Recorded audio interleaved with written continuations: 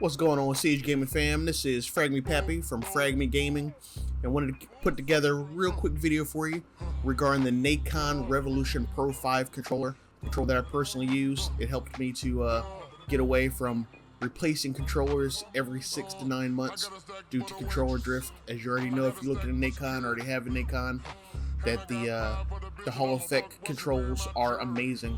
So let's get right into the software. I'm going to show you what I use. I personally play on PlayStation 4 and PlayStation 5. I've already set up a profile. I call it SiegeCrisp.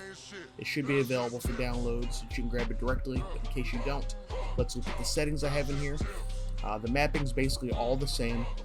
The only difference is the back buttons I've changed. On the back right hand side, I have jump, and on the left side I have crouch.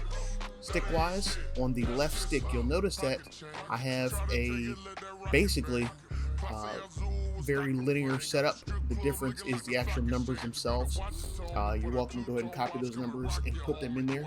You notice I do not have any special modes on the left stick, but on the right stick, which requires higher sensitivity for our games, we'll go ahead and put Shooter Pro mode on.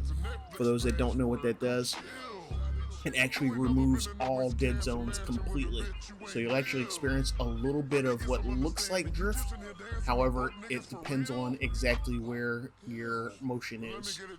On the triggers, we have them in half lock position for the trigger stops, and then we have them at 1 and 2. That way it's instantaneous, and we're going to do that on both sides. You want to be able to pull that trigger and it go off nearly instantaneously, right past the dead zone, which is why we do it at 1 instead of 0.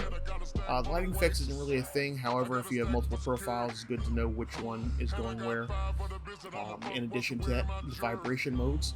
We've disabled vibration on both sides for those that play a lot of high-end, fast-paced shooters. You want those to, you don't want your vibration to mess you up.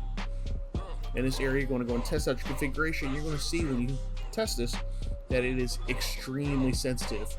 Now on the right stick, you see that there's already no dead zone there. However, it's going to allow you to go ahead and really be precise. So inside the game settings itself, we configure this to be with the 90 FOV. And then you're welcome to go and copy down all this other stuff. The important thing is control rotation is going to be the updated version. Vertical sensitivity I don't keep very high, I keep it at 24, horizontal 45, and then your right stick dead zone is going to be what prevents that drift. You're welcome to put it as high as you want. 0, you're going to have a really weird motion, so I usually keep mine around 1 and is able to control it.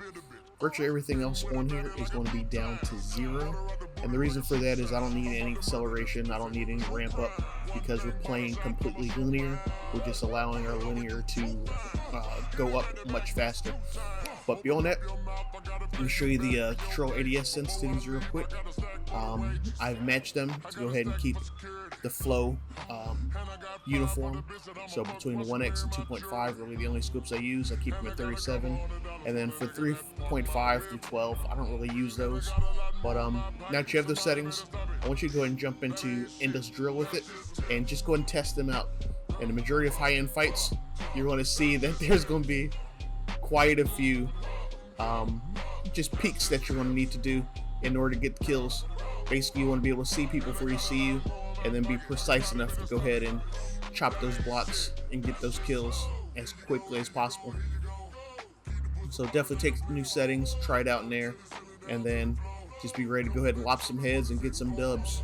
So that's in the drill, and then in the game, you're just going to see some really quick peaks that are done, and it's just by allowing you to do your usual strafe motion, but then also on top of that, just having that micro adjustment that you need right at the last second to just chop that head and get that dub. I'll go ahead and let this play out. You'll see a couple more clips where the aim is nice and crispy. But beyond that, I hope you guys enjoy those settings. Let me know how you like it.